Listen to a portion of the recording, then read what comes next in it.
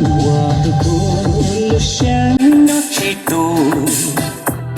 ，không như tua hai lù, khu yên trên gió tê, hai lù tua thật tư, sa hù có lưng bê, trong muôn cha thật tư, sa bom nay lúc chê, sa bao tiệc con nè, buồn nhẹ cũ mê mê.我的故乡要记住，是很好的歌，不争论有娘，không như lời để cho cũ bị ba, khó tranh lời chỉ bao cho cũ trong các tu đá,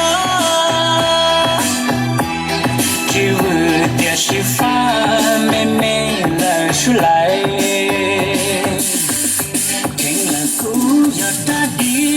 Gió đầu mò con non nhưng là cũng do lúc khó gió chê để có hậu theo cụ tao lúc có gió lúc gió lúc lâu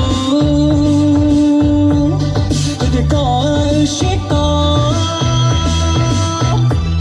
gió lúc có chế nào gió cụ tao lúc có gió lúc ta sẽ năng.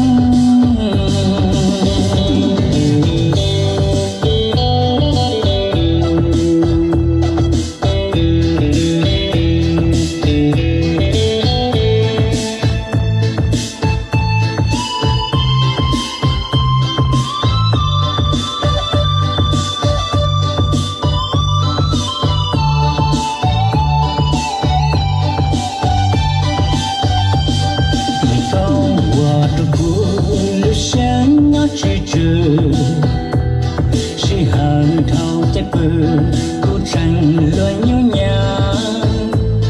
không như lời tê đã cũ bị ba họ tranh lời chỉ bao đã cũ trong bao cô đá chiều để chỉ pha mê mê lời số lại tiếng là cũ giờ ta đi gió đầu mò con non cũ giờ lúc khó gió chê để có hậu giờ cũ tao lúc có gió lúc gió lúc lâu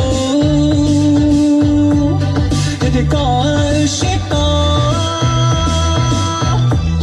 gió lúc có chế nào giờ cũ